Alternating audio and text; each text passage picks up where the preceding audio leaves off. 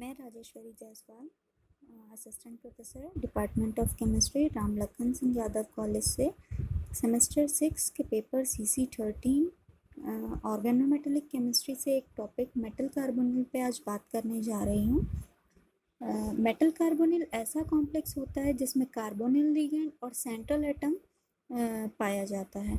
Complex of carbonyl ligand with the central atom is called metal carbonyl complex. These are organometallic compound. metal carbonyl जो है वो organometallic compound होता है। आगे हम लोग मेटल कार्बोनिल की क्लासिफिकेशन को अगर देखें तो 2-3 तरह से इसे क्लासीफाई किया गया है। सबसे पहले तो इसका क्लासिफिकेशन हम लोग देखते हैं on the basis of ligand. Ligand के बेसिस पे मेटल कार्बोनिल को 2 तरह से क्लासीफाई किया गया है।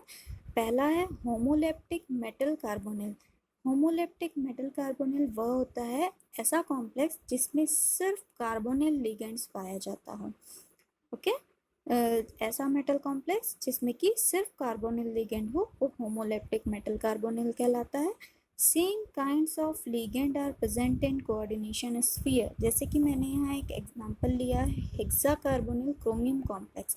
एग्जांपल देखकर आपको क्लियर है कि इसमें सिर्फ कार्बोनिल लिगेंड प्रेजेंट है और ये होमोलेप्टिक मेटल कार्बोनिल का एग्जांपल है। इसमें कोऑर्डिनेशन स्फीयर में सेम टाइप के लिगेंड्स प्रेजेंट होते हैं। सेकंड है हेट्रोलेप्टिक मेटल कार्बोनिल। जैसा कि होमोलेप्टिक मेटल कार्बोनिल में सिर्फ सेम तरह के लिगेंड होते थे या सिर्फ कार्बोनिल होते थे, हेट्रोलेप्टिक मेटल कार्बोनिल में कार्बोनिल के अलावा और भी लिगेंड्स प्रेजेंट होते हैं। Ligands other than carbonyl are also present along with carbonyl. Okay, तो ये आपका होता है हेट्रोलेप्टिक मेटल कार्बोनिल। कार्बोनिल के साथ साथ उसमें कुछ और लिगेंड्स भी प्रेजेंट होते हैं। Different kinds of ligands are present in coordination sphere. Carbonyl के साथ साथ जैसे मैंने यहाँ एग्जांपल में शो किया है, हाइड्रोजन आपका एक लिगेंड है, 5 कार्बोनिल लिगेंड है और मैग्नीज आपका सेंट्रल एटम है। तो यहाँ कार्बोनिल के अलावा एक दूसरा टाइप का लिगेंड भी प्रेजेंट है और ये हेट्रोलेप्टिक मेटल कार्बोनिल का एग्जाम्पल है। अगला क्लासिफिकेशन हम लोग करते हैं on the basis of number of metal present. किसी भी मेटल कार्बोनिल कॉम्प्लेक्स में कितने नंबर ऑफ मेटल प्रेजेंट है उसके बेसिस पे हम लोग मेटल कार्बोनिल का क्लासिफिकेशन करते हैं। पहला है मोनोन्यूक्लियर मेटल कार्बोनिल। नाम से ही समझ में आ रहा है जिसमें एक मेटल प्रेजेंट हो, जिस कॉम्प्लेक्स में एक मेटल प्रेजेंट हो वो मोनोन्यूक्लियर मेटल कार्बोनिल का एग्जाम्पल होगा। Only 1 metal are present. Example मैंने यहाँ दिखाया है, सिर्फ एक मेटल यहाँ प्रेजेंट है, मोनोन्यूक्लियर मेटल कार्बोनिल कहलाएगा। पॉलीन्यूक्लियर मेटल कार्बोनिल, जैसे कि ये भी नाम से आपको समझ में आ रहा है, more than 1 metal are present. यहाँ मैंने एग्जांपल शो किया है, 2 मेटल एटम यहाँ, 2 मैग्नीज एटम यहाँ प्रेजेंट है, ये पॉलीन्यूक्लियर मेटल कार्बोनिल कहलाएगा। तो मोनोन्यूक्लियर में 1 मेटल एटम होता है, पॉलीन्यूक्लियर में 2 मेटल एटम होते हैं। अब अगला क्लासिफिकेशन हम लोग देखते हैं, पॉलीन्यूक्लियर मेटल कार्बोनिल को फर्दर और क्लासीफाई किया गया है, उसके बारे में हम लोग बात करते हैं।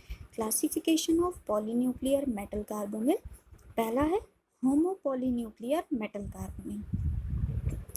ठीक है, तो होमोपॉलीन्यूक्लियर मेटल कार्बोनिल में पॉलीन्यूक्लियर मेटल कार्बोनिल होता था जिसमें कि मोर देन 1 मेटल प्रेजेंट होता था।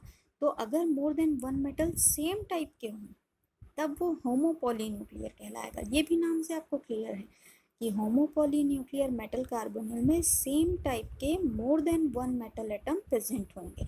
जैसे यहाँ मैग्नीज 2 हैं, दोनों सेम टाइप के मेटल कोऑर्डिनेशन स्फीयर में प्रेजेंट है, होमोपॉलीन्यूक्लियर मेटल कार्बोनिल कहलाएगा। हेट्रोपॉलीन्यूक्लियर मेटल कार्बोनिल वह होगा जिसमें मोर देन 1 मेटल तो प्रेजेंट होगा लेकिन वो डिफरेंट टाइप का मेटल होगा, where different types of metal are present in coordination sphere.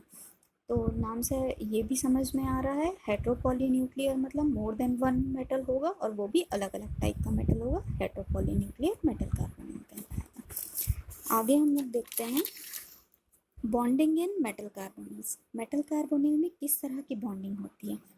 इसमें सिग्मा बॉन्डिंग और पाई बॉन्डिंग दोनों ही होती है। सिग्मा बॉन्डिंग जो होती है वो लिगेंड से मेटल में जब इलेक्ट्रॉन का ट्रांसफ़र होता है तब वहाँ जो बॉन्डिंग होती है वो सिग्मा बॉन्डिंग होती है। मतलब कार्बोनिल लिगेंड अपना इलेक्ट्रॉन पेयर मेटल एटम के वेकेंट ऑर्बिटल में देगा और सिग्मा बॉन्ड का फॉर्मेशन करेगा। पाई बॉन्डिंग, जब मेटल का फील्ड ऑर्बिटल आपका लिगेंड के वेकेंट ऑर्बिटल में जब इलेक्ट्रॉन ट्रांसफर करेगा तो उसको पाई बॉन्डिंग या पाई बैक बॉन्डिंग भी कहा जाता है।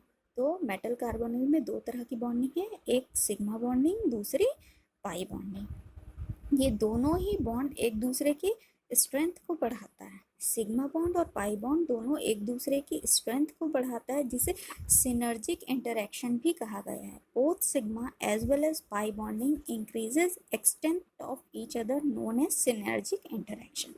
मेटल कार्बोनिल का बॉन्ड स्ट्रेंथ काफ़ी होता है, इसलिए क्योंकि इसमें पाई बॉन्डिंग पाया जाता है, पाई बैक बॉन्डिंग के अवेलेबिलिटी के कारण। आगे हम लोग देखते हैं इसका एक इम्पॉर्टेंट पॉइंट। मेटल कार्बोनिल में जो आपका मेटल है वो लो ऑक्सीडेशन स्टेट में होता है, जैसे कि 0, +1, -1 या -2, इस तरह का मेटल जो है वो लो ऑक्सीडेशन स्टेट में होता है, ताकि उसमें बैक बॉन्डिंग की पॉसिबिलिटी हो। उस पर कुछ इलेक्ट्रॉन्स होंगे तभी वो लिगेंड को दे पाएगा और बैक बॉन्डिंग कर पाएगा। इस तरह के मेटल, मतलब लो ऑक्सीडेशन स्टेट वाले जो मेटल हैं वो सॉफ्ट मेटल्स कहलाते हैं, ठीक है। और इसमें जो लिगेंड होता है कार्बोनिल लिगेंड, वो कार्बोनिल लिगेंड में डोनर एटम, आपका यहाँ 2 एटम है कार्बोनिल लिगेंड में, एक कार्बन और दूसरा ऑक्सीजन। इसमें जो डोनर एटम है, जो मेटल एटम से अटैच्ड होता है, वो एटम होता है carbon. Carbon is donor atom, जो कि ऑक्सीजन के कंपैरिजन में लेस इलेक्ट्रोनेगेटिव होता है। हमें पता है यहाँ 2 एटम जो प्रेजेंट है, कार्बन और ऑक्सीजन, तो डोनर एटम आपका कार्बन होता है, क्योंकि वो ऑक्सीजन से लेस इलेक्ट्रोनेगेटिव होता है, तो वो इजीली इलेक्ट्रॉन मेटल एटम को दे सकता है। तो ये आपका जो लेस इलेक्ट्रोनेगेटिव एटम है वो भी सॉफ्ट नेचर का होता है, so its nature is also soft. That is in metal carbonyl there is a soft interaction. आपका मेटल लो ऑक्सीडेशन स्टेट वाला है जो सॉफ्ट मेटल कहलाता है। कार्बोनिल में आपका डोनर एटम कार्बन होता है जो कि सॉफ्ट नेचर का कहलाता है। तो यहाँ एक सॉफ्ट इंटरेक्शन पाया जाता है जो कि हाईली स्टेबल कंडीशन होती है। तो metal carbonyl complex highly stable होता है due to the soft interaction of metal and the carbonyl ligand. आगे हम लोग बॉन्डिंग को स्ट्रक्चर से समझते हैं किस तरह से होता है। तो पहला मैं सिग्मा बॉन्डिंग को एक्सप्लेन कर रही हूँ कि मेटल में एक आपका वेकेंट हाइब्रिड ऑर्बिटल होता है। वेकेंट हाइब्रिड ऑर्बिटल में कार्बोनिल लिगेंड का कार्बन एटम जो है उसका फिल्ड sp हाइब्रिड ऑर्बिटल जो है वो अपने इलेक्ट्रॉन्स का ट्रांसफर करता है, ठीक है। कार्बोनिल लिगेंड का कार्बन एटम में जो फिल्ड ऑर्बिटल है वो अपने इलेक्ट्रॉन ट्रांसफर करेगा मेटल के वेकेंट ऑर्बिटल में। इस तरह से लिगेंड से इलेक्ट्रॉन ट्रांसफर होगा मेटल में और सिग्मा बॉन्ड का फॉर्मेशन होगा। नेक्स्ट जो हम लोग पाई बॉन्डिंग की, पाई बैक बॉन्डिंग की बात करते हैं, वो इस तरह होता है। मेटल का जो फिल्ड अनहाइब्रिड डी ऑर्बिटल होता है, यहाँ जनरली मेटल हम लोग डी सीरीज वाला यूज करते हैं, जिसमें फिल्ड डी ऑर्बिटल जो होता है मेटल का, उसमें से इलेक्ट्रॉन ट्रांसफर होता है कार्बोनिल के पाई एंटी बॉन्डिंग मॉलिक्यूलर ऑर्बिटल में। कार्बोनिल लिगेंड के पास वेकेंट पाई एंटी बॉन्डिंग मॉलिक्यूलर ऑर्बिटल होता है, जहाँ पे मेटल अपना इलेक्ट्रॉन ट्रांसफर करता है और पाई बैक बॉन्डिंग का फॉर्मेशन होता है। तो इस तरह से आपका सिग्मा बॉन्डिंग और पाई बॉन्डिंग होता है। सिग्मा बॉन्डिंग में अगर हम लोग बात करें तो मेटल जो है वो इलेक्ट्रॉन ले रहा है, लुईस एसिड की तरह बिहेव करता है, जबकि कार्बोनिल लिगेंड इलेक्ट्रॉन डोनर होता है, इसलिए लुईस बेस की तरह बिहेव कर। वहीं पे आपका पाई बॉन्डिंग में जो मेटल है वो डोनर एटम होता है, इसलिए उसे पाई बेस या पाई डोनर कहा जाता है। और आपका जो कार्बोनिल लिगेंड है वो एक्सेप्टर होता है, इसलिए पाई एसिड या पाई एक्सेप्टर कहलाता है। तो ये आपका हो गया bonding in metal carbonyl, sigma bonding का एक्सप्लेनेशन और पाई बॉन्डिंग का एक्सप्लेनेशन। इसमें अगर हम लोग बात करें प्रॉपर्टी ऑफ बॉन्ड, दो तरह का आपका बॉन्ड बन रहा है। एक तो आपका कार्बन और मेटल के बीच बॉन्ड होता है, और एक आपका होता है कार्बन और ऑक्सीजन के बीच बॉन्ड।